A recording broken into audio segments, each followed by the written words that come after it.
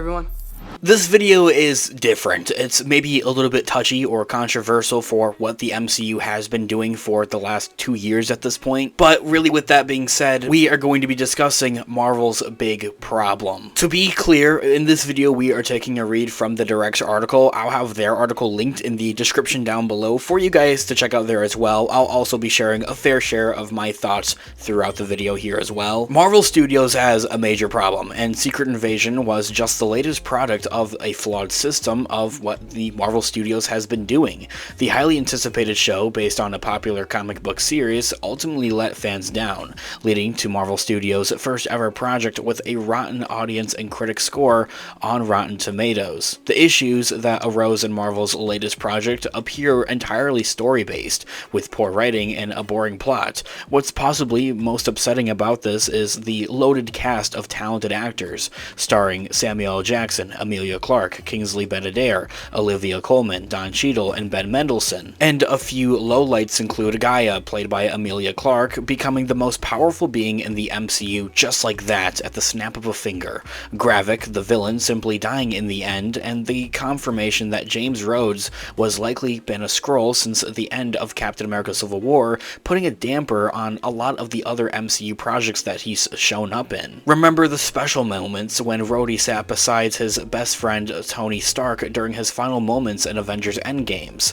Turns out that that was just some random shape-shifting alien. Well, possibly anyway. They haven't completely 110% confirmed that, but that's what it seems that all fingers are pointing towards. Before we get any deeper on into this, I want to give another quick disclaimer here. I don't hate the MCU. I mean, I have a whole YouTube channel dedicated to how much I love Marvel, Instagram page linked in the description down below there as well. I love Marvel. I love the stories that they come up with, the movies, the shows, and this isn't to say that everything that Marvel has been doing in the last couple of years here at this point has been like just total garbage. There has been some very great projects out there in the recent with both shows and movies for the MCU. And there will continue to be even more great projects going forward. So with that out of the way, we're simply just discussing, I think, a lot of the areas on where the MCU has fallen and where they can actually improve. Marvel Studios in many ways is hurting itself, failing to prioritize the development of strong and complete scripts and stories, a crucial part of producing high-quality movies and shows alike. James Gunn, the director of the Guardians of the Galaxy trilogy, now the co-CEO of rival DC Studios, may have slide in calling Marvel Studios out back in January. He assured DC fans that every project the newly formed studio will produce will have a fully complete script before production, throwing shade at Marvel seemingly, saying that, in quote, "I've seen it happen again and again. It's a mess. It's the primary reason for the deterioration of quality of films today versus 20, 30 years ago," ending that quote right there. This quote-unquote mess is exactly what has been sprinkled throughout phases 4 and a little bit of phase 5 here as well of Marvel. This lack of emphasis by Marvel has resulted in extensive reshoots being required for recent projects such as Doctor Strange in the Multiverse of Madness and Ant-Man and the Wasp Quantumania, and of course as well Secret Invasion as well. It can and does kind of get to a point of where if you have too many reshoots going on for some of these projects, it feels incomplete in a way. Now, taking a step back and away from the article, I personally really enjoyed Doctor Strange in the Multiverse of Madness. I would say my only complaint about that is really its VFX work and special effects. That CGI was, it could have been better. Secret Invasion, I don't really completely understand all of the flaws with that. I really honestly loved the entirety of that show up until the finale of where they kind of just gave Gaia like all of these like superpowers all of a sudden. I felt like that felt a little incomplete and it needed some more explanation or maybe more of a roadblock to have actually gotten to or more of a build-up, I think. That's me personally though. However, all three of these examples of stories that needed to be rapidly reworked and have led to half-baked ideas hitting the big or small screen. Specifically with Doctor Strange and the Multiverse of Madness back in November of 2021, it was reported that Multiverse of Madness was undergoing substantial reshoots over 6 weeks weeks in Los Angeles. With both revised scenes and extra footage incorporated, head writer Michael Waldron was present, writing additional content at the same time. The actress for America Chavez Gomez had later confirmed that the reshoots had changed a lot of things for that movie, including the first scene in the movie with Defender Strange. Gomez had added that, saying that they did a lot of changes for that reshoot. It was pretty insane. Ant-Man and the Wasp: Quantumania being next on the list, the insanity doesn't necessarily stop there. Quantumania, starring Paul Rudd and Jonathan Majors, completely changed its ending during the last second reshoots. Those reshoots were happening just a couple of weeks before the movie was actually even going to be released. Ant-Man 3 underwent reshoots just a month before its theatrical release, and with that, a few critical changes were made in that process. In the original ending, Kang survives and escapes the quantum realm, rather than just leaving his fate up to the interpretation and traps Scott and Hope there instead. If you aren't already necessarily seeing it, these reshoots are making changes rather than going back and, well, kind of just revising scenes is what they're really supposed to do. Instead, they're going through and they're revising, or they're changing things or adding things. That's not necessarily what reshoots should really be for. That kind of creates the disconnect in there. This is a massive change for Quantumania that completely changes the tone of the film's ending. In addition to that, it puts Kang and our heroes in totally different scenarios for future projects and creates a bit of a mess for when that ever comes up. Arguably, with Secret Invasion, the biggest offender was Secret Invasion for critics and fans alike. As I had mentioned a little bit earlier on, I personally really enjoyed Secret Invasion up until the finale, which underwent a complete facelift, aka 4 months of reshoots. In addition to that, a new writer was brought on to make the story better. In October of 2020, Kyle Bradstreet, known for his work on Mr. Robot, that show, was revealed as the showrunner and head writer for the Secret Invasion show. Brian Tucker, an executive producer as well, was responsible for extensive rewrites, notably crafting episodes 1, 3, 5, and 6, and exclusively penning episodes 2 and 4. Despite noticeably limited experience, Tucker effectively transformed the show within a tight time frame.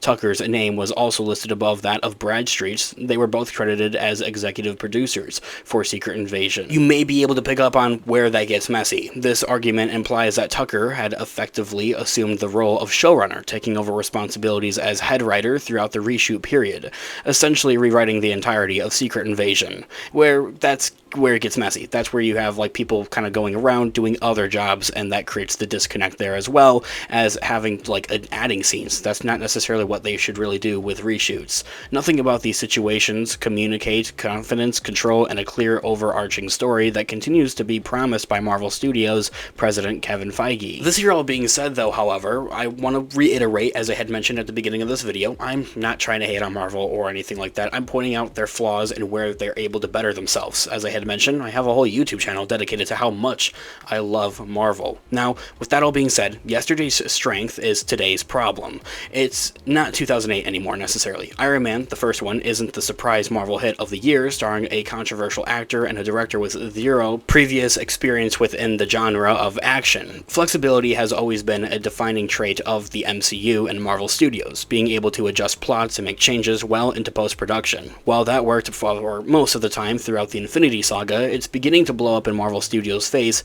with the Multiversal Saga. They're not able to necessarily continue on with that. Not to boggle your brains, but here's a few numbers. The Infinity Saga ran from 2008 to 2019, beginning with Iron Man, ending with Endgame, and it consisted of 23 total projects. The Multiversal Saga has begun in 2021. It currently consists of 19 total projects. There's a lot more that are planned ahead, of course, as well. See the problem with that? Disney CEO Bob Iger openly has acknowledged that Marvel's content on Disney Plus specifically has led to a diluted focus and attention within the studio, pretty much essentially saying, well, that's quantity over quality. And what he had also recently announced is that they wanted to start going for quality over quantity, like they should go for. This falls on the shoulders of Kevin Feige, though, however, unfortunately, who, in many ways, was given an unfair hand. One moment, he's being presumed to be the fuel that lights the Disney Plus streaming service, and now that's the reason the entire brand is suffering from Marvel.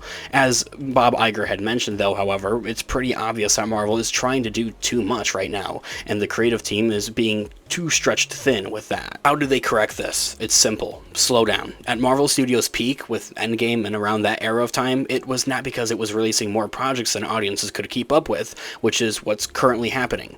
Here's my big confession, my big Marvel confession. I myself am not currently all the way up to date with all of Marvel's content. I haven't seen The Eternals, I haven't seen Miss Marvel, I haven't seen Werewolf by Night, I actually forgot about that. If you want to count them, I didn't ever see the Groot miniseries, and I honestly feel like there's one or two other either movies or shows that I haven't ever really gotten around to either. If I'm being completely honest, that's my big Marvel confession. Part of the reason for that is because Marvel is putting out just too many projects to a point of where audiences aren't able to necessarily keep up with them or keep interest in them either. It because the most successful studio in Hollywood, because it was releasing between 2 or 3 movies every year, started in 2010, which kept fans on the hook and left many of them wanting more, with a patent post-credits scene setting things up for maybe the next Marvel movie. And I think that right there is the answer to that, is that they're giving us and feeding us really just enough to keep us wanting more, and in this day and age they're just giving us too much, they're overstuffing us on it essentially, of this superhero fatigue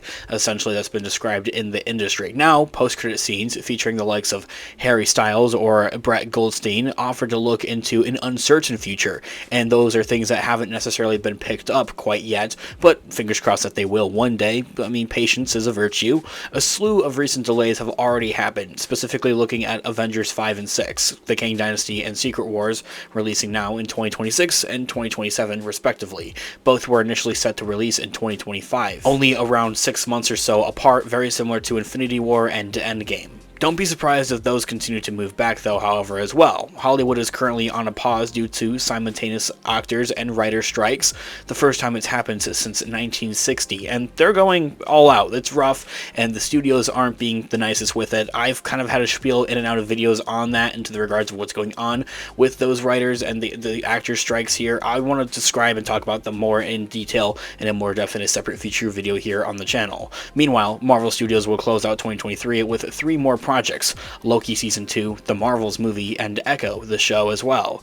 Expectations are mixed. Many fans are fully invested in Tom Hiddleston's Loki, while others are dubious of the Hawkeye spin-off Echo, dropping all episodes on the same day, November 29th. But I think that there's plenty of explanation for why they are doing that, and why honestly that's a great idea to do that. It shakes things up, and it's very similar to what they did with the Netflix Daredevil show there as well, which has the same producers actually. The Echo show's also been said to do a lot with setting things up for the Daredevil Born Again MCU Disney Plus show as well. So that is a whole other thing on the same aspect there as well. I want to discuss and talk about that in another video here on the channel as well. How the rest of 2023 goes though is vital for the future of the MCU, let's be honest. If 2 of 3 of those projects are poorly received, this could go down as one of the worst years for Marvel Studios. So at the end of the day, assemble a team, slow down, focus on making individual stories great, and then worry about forming the connective tissues to really bring them together with those big Avengers climatic movies. Once again, reiterating, as I did at the beginning of this video, this is not meant to be a hateful video by any means. I've already mentioned this twice throughout this video. I'm such a big Marvel fan. I have a whole Marvel channel dedicated making videos about how much I love Marvel Studios and the MCU and their projects. This article really is just describing what they're doing wrong, where they're going wrong, and how they can actually fix this problem. What we are hopefully actually going to see in the future of the MCU going forward is something that's very hopeful. Of course, let me know all of your thoughts and opinions in the comment section down below. I'm interested and would love to hear what you guys all have to say. Thanks so much for watching today's video. Of course, this has been Unofficial MCU. I'll catch you guys in the next one. Have a great one, guys. Peace out.